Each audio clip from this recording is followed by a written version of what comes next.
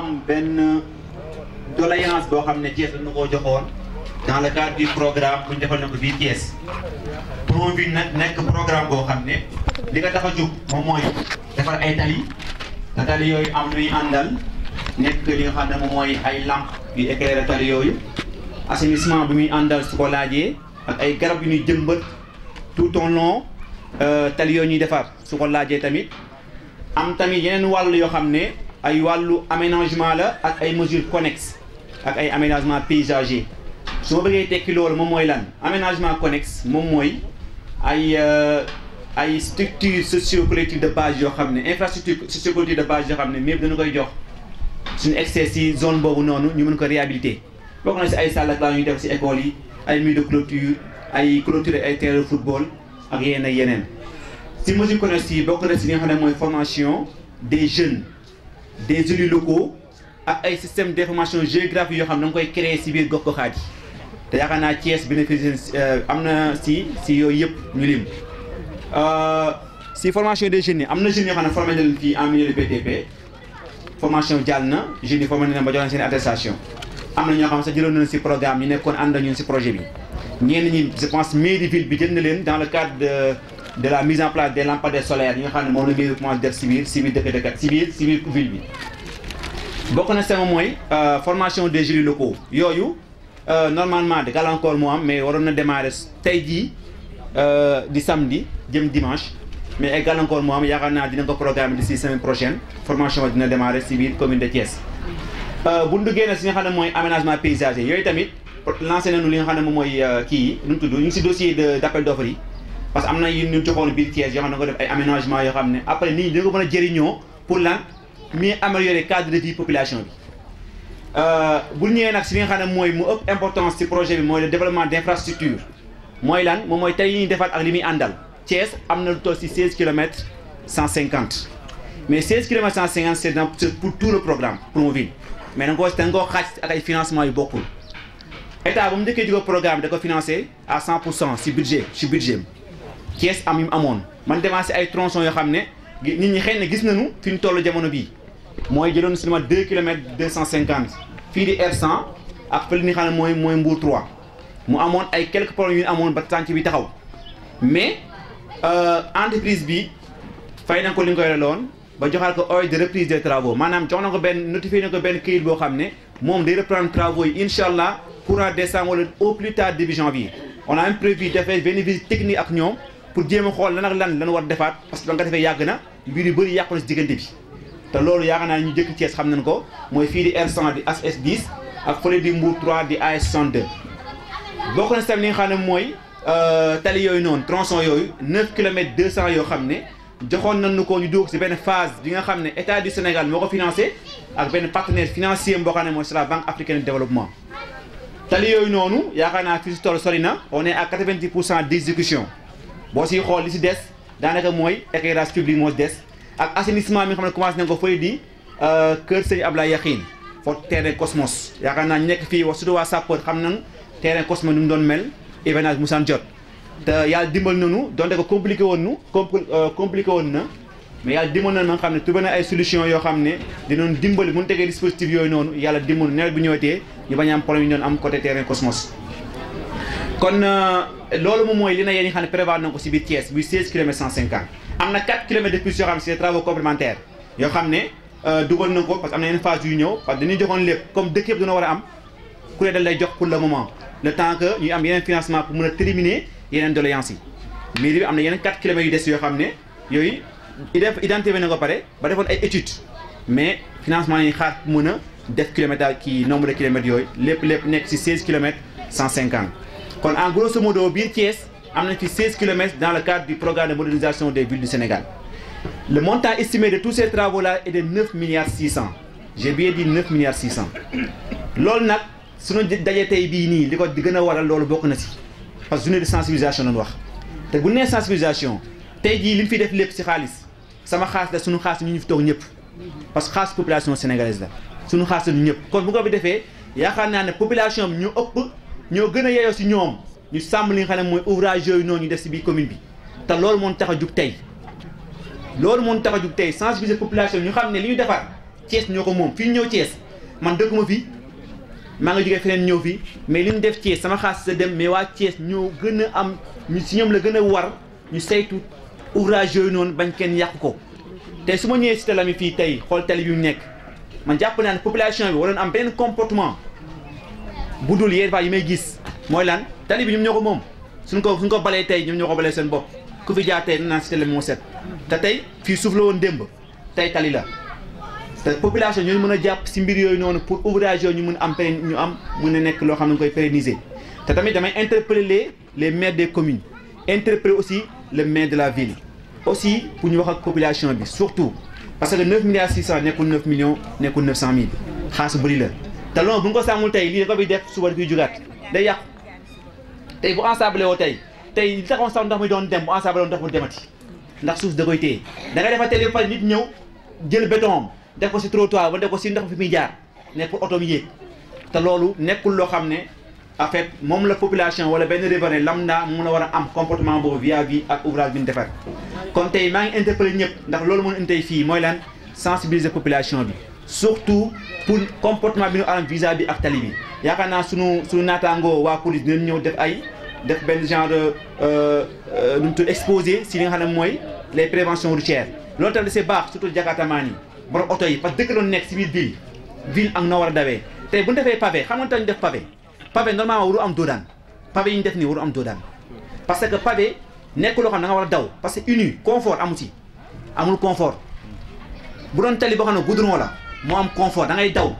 comme ni la neexee mais fii nit waru woon daw ndax boo commencé rouler da ngay gis mu commencé am benn bruit te bruit woo da la war a gêner moo xam doo daw mais avec tout ça nit ñi nañuy daw ñu ñëw tamit defaat ay jeunes dispo def ay doodaan parce que normalement si biir dëkk la nekk ay xale fi nekk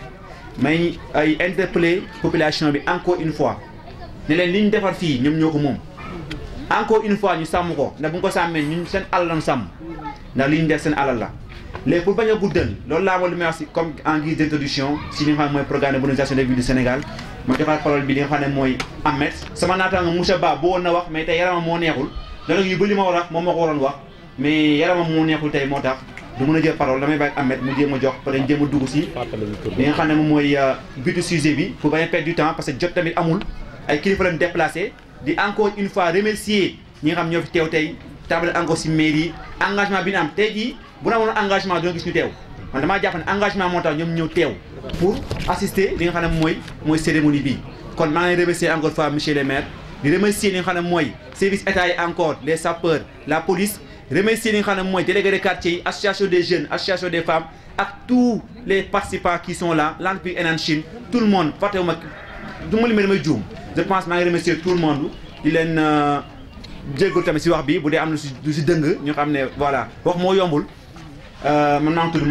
Mortala Mbengue chargé de projet promovilles de la zone centre région de commune de Thiès. ndax boo seetee ni juróomi malade yoo seet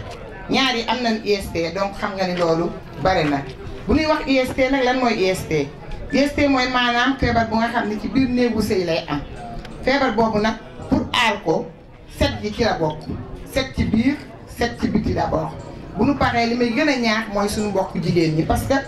boobu dina dal góor dina dal jigéen ndax wax biir néegu sëy wax nga góor wax nga jigéen mais ci ñun lay jëkk a feeñ te ñun yàlla daf ñu defal sutura bu nga xam ne dañoo daf ñu boole ay garde corps yu nga xam ne moo lay aar donc garde corps yooyu ñu bu ñu leen traumatiser def lu nga xam ne naka su dul noonu la utiliser yeneen produits yu nga xam ne baaxul ci ñoom dañ leen di affaiblir néewal leen doole bu ko defee noonu bu ñëw dañ ñëw dugg ci yow jox la doomu jàngoro bi te loolu baaxul te doomu jàngoro bi ñun bu feeñee ci ñun day gaaw a feeñ dañ koy gis bi ñu koy gis nag moo ñu war a permettre ñun ñu daw dem hôpital ndax dañ koy joxaat borom kër yi te buñ ko joxee borom kër yi bu fekkee ni comme par exemple ni ma koy waxee ndax ñun suñu aada dañoo tënk ba nga xam ni duñu mën a waxtaanee mbirum doomu jàngoro néegu duñu mën a waxtaanee jàngoro néegu sëy ndax aada bi moo ñu tënk beneen bi ci des mooy polygamie bi daf ci nekk waxuma ko nag pour fiir mais dama koy wax rek pour prévention bi parce que bu fekkee ni man daf ma dal ma am ñaari wujju léegi déjà dal na sama borom kër dañ ko war a faj sama ñaari wujju donc loolu yëpp day nekk chaîne bu nga xam ni dafay kii te gis nañ ni doomu jàngoro bi bare na te mi ngi dévier di jur ay jëye yu nga xam ni wax dëgg yàlla yu jéggi daya ndax ñi ngi gis cancer du col de l'utérus di gis que ni hépatite bi bare na surtout hépatite B ak hépatite C hépatite bi nag ku ne xam ne ni tëflit moom daf koy joxe donc xale yu góor yi am na fu nga xam ne duma fa àgg ndax kilifa yi mooy loolu li ma waxoon léegi rek ni aada bi dañoo tëkk ba yu bare doo ko mën a wax beneen bi ci des mooy set bi ñuy wax surtout ci tali yi ndax gis nañ ni Cité Lamy vraiment léegi suñu côté bële tout ndox bi amatul donc ñu ngi koy santé Promoville di ko santé vraiment ñi ci jàpp ñëpp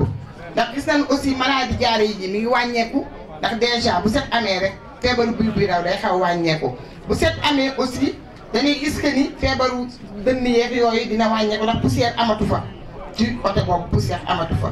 comme nee nañ ma nag bu ma guddal du ma mën a guddal lool mais maa ngi sant Promoville bu baax vraiment ndax accessibilité poste bi ñëpp gis nañ ko léegi poste bi kii na mais nag poste bu fekkee ni dafa am fukki junni ak juróom-ñeent ak ñeenti téeméer ak juróom-ñett fukk ak juróom-ñeenti nit poste boobu defe naa ni soxla na appareil échographie may wax waa Promoville ak ANOCI wayaanu ma nag mais damay wax rek sama soxla parce que aussi boo toogee monsieur le maire may wax rek sama soxla ngeen jàppale ñu bu baax parce que poste bi fréquentation bi macha allah te soxla nañu ko ñu jàppale poste bi aussi war na mën a am labo bu nga xam ne wax dëgg yàlla population bi ñu sonn ndax jaabante bi dem hôpital dem 10e dafa metti labo bu nga xam ne bu ngeen ci jàppee dina tax li ñuy wut yëpp population bi dina ko mën a def vraiment di sant ñëpp di gërëm ñëpp di jéggalu kàddu yu gudd yi ndax kilifa yi toog wasalaam. maa ngi leen nuyu ku ci ne turam ak santam di nuyu autorités yi fi toog ak kilifa diine yi fi toog quoi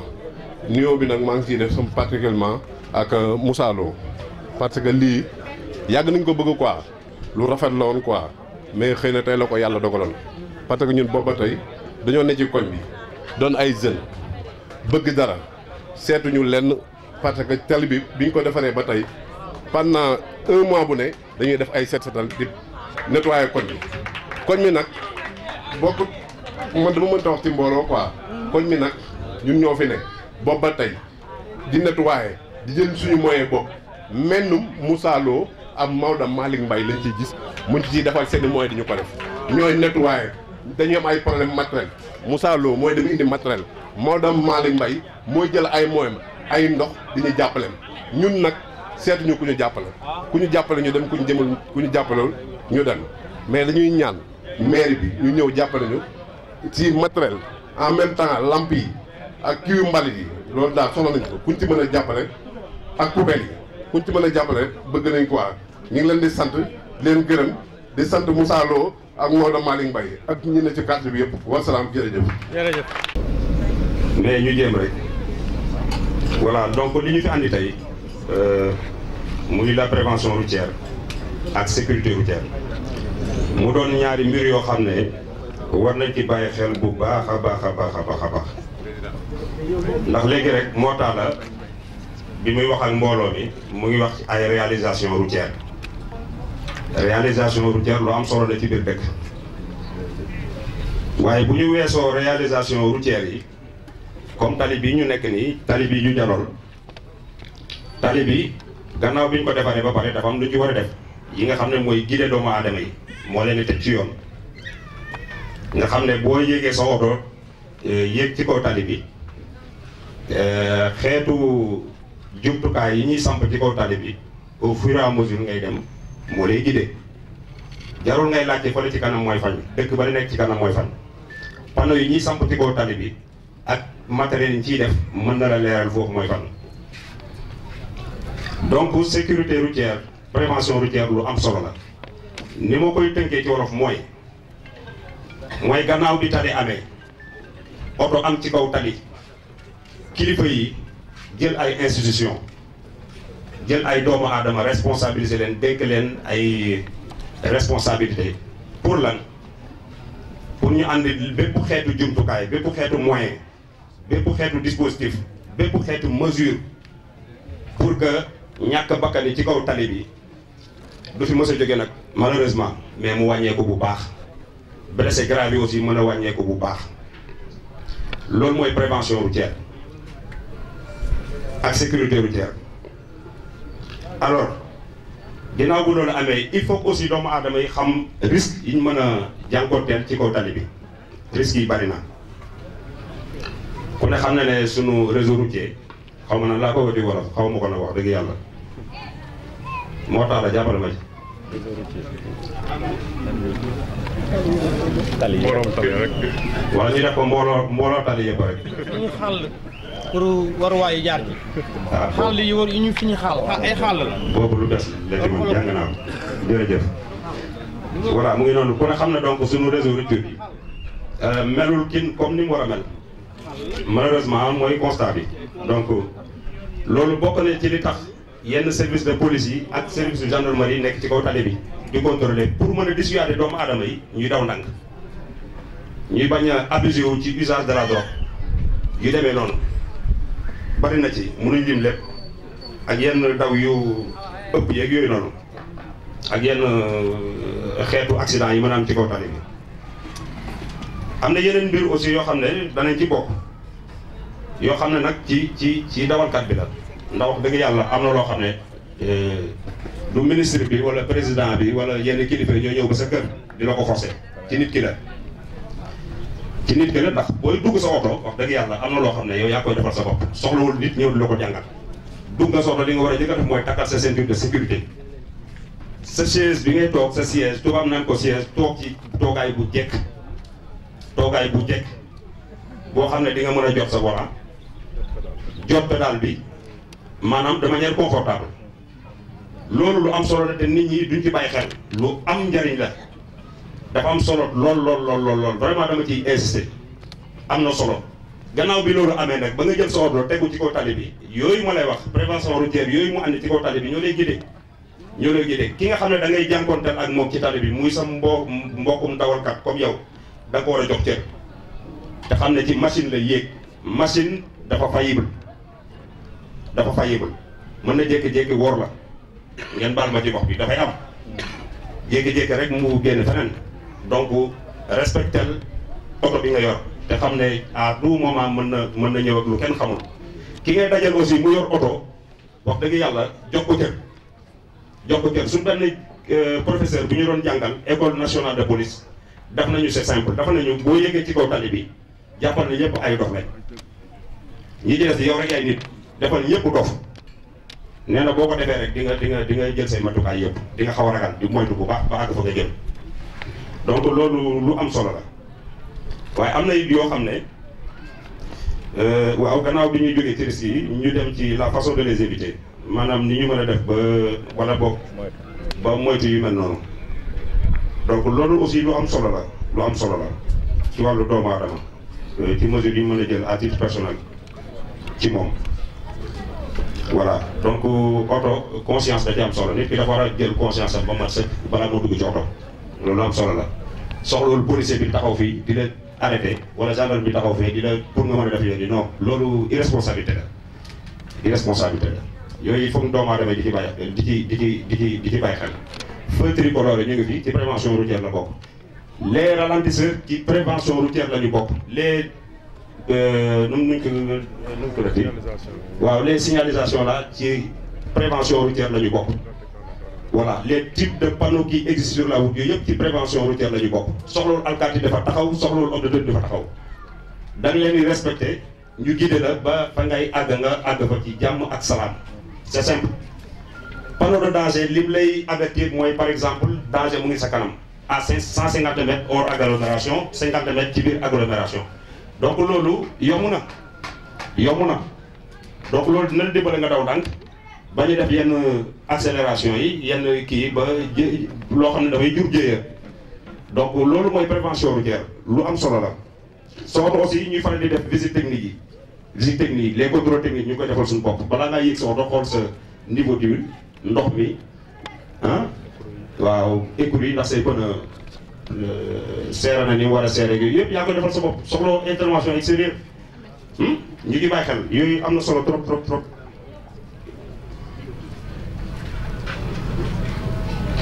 voilà beneen bi ci des mooy ma incité rek ci type de panneau yi nga xam ne am na ci kaw tali bi type de panneau yi am na solo trop